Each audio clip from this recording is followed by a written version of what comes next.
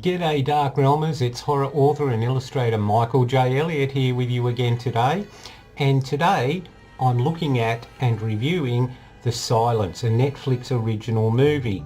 If this is your first trip to the diaries, welcome. Thank you so much for joining us. And if you want to keep up with the best in horror from Hollywood and indies in books and movies, then hit that subscribe button and the bell notification. You'll always be on top. Okay, Dark Realmers. Now this is a movie that has its chill factors. It stars Stanley Tucci and Miranda Otto as a married couple, and they have a daughter, Ali, who lost her hearing 3 years ago in a car accident.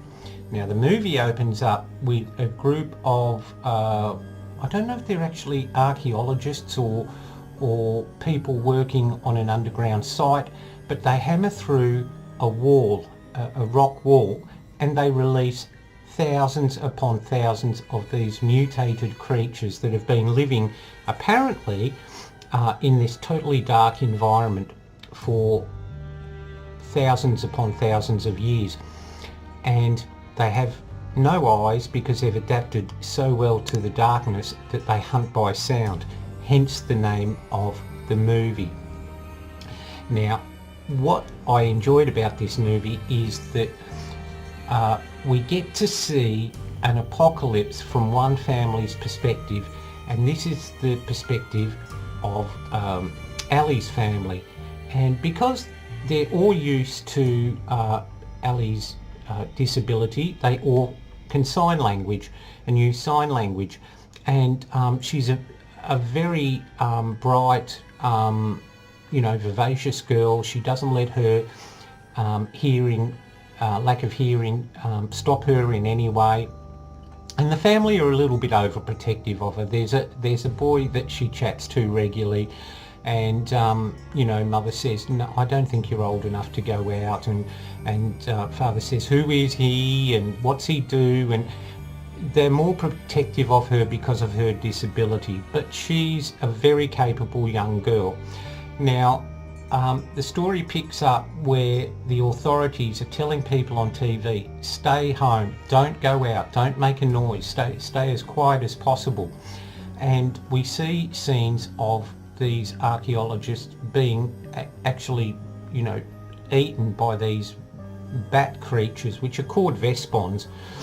And the father says, well, we should stay here. And Ali says, well, no, Dad, if they're attracted to noise, isn't the city the worst place we could be?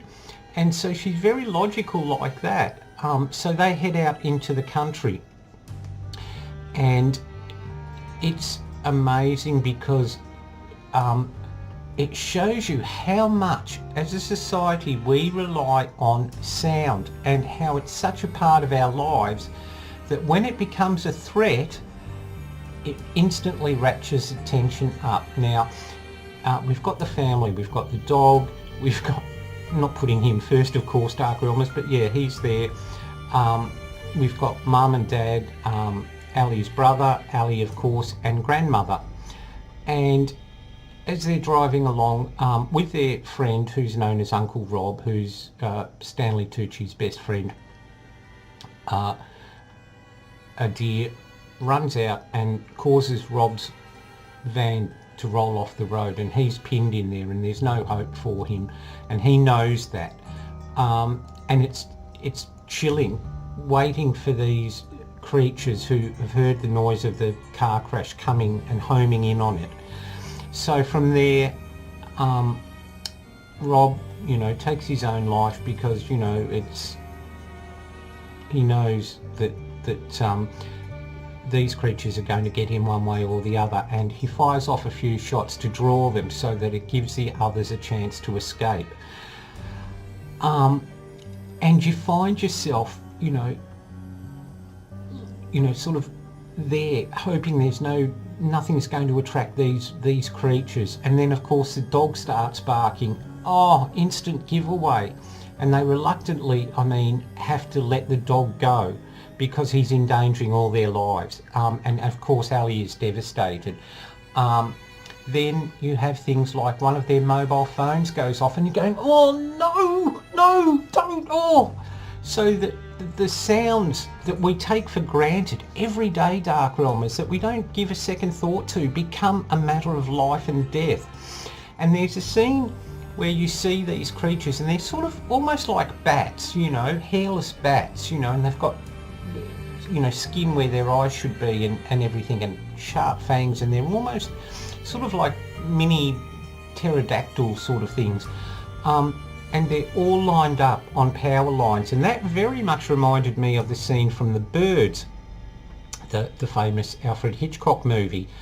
And they have to leave the car, you know, and they're walking, and you're hoping nothing's going to happen, you know, there's no unexpected sounds, and they come across a house, and it's all about them trying to survive. Look, by no means it's a perfect movie, but it does have some wonderful tension in it. And I found it really great that in a movie where something that's considered a disability is now a godsend, Ali's lack of hearing and the fact that her family can communicate with her without speaking, or if they do speak, it's very, very, you know, almost at a whisper, is just brilliant. And, you know, the story progresses where the mother is actually, as they're going through sort of an outlet pipe, you know, to get into this house, you know, she's attacked by one of them and has her legs gouged out. And her mother says, look, she's not going to survive, she needs antibiotics, and that entails Dad and Ali going into town and trying to find some antibiotics. And where it does get let down a little bit, Dark Realmers, is towards the end of the movie where, you know, there's this cult that emerges, you know, that want to take Ali because she's fertile. Now, considering this all happened in a few days, you know, you find it a bit hard to believe that, you know, this cult has sprung up, you know, and it, you know, does stretch imagination because the world hasn't ended as such yet, you know, and this is only, you know, in America, you know, these creatures are breeding too on the outside, but it, you know, this cult have taken to cutting off their tongues, you know, so that they can't speak, and that sort of pushed it a little bit.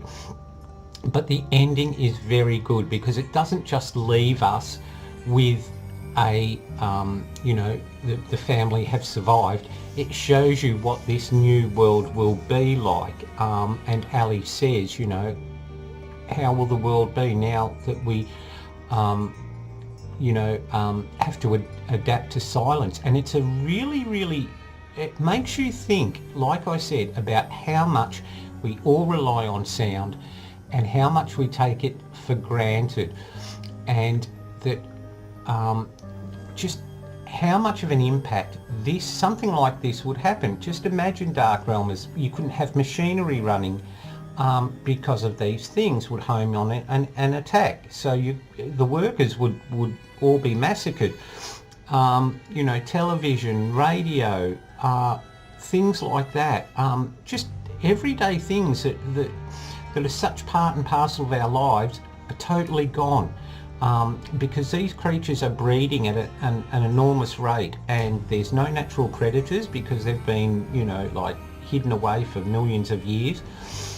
And even though, you know, they don't see, their sense of hearing is utterly frightening.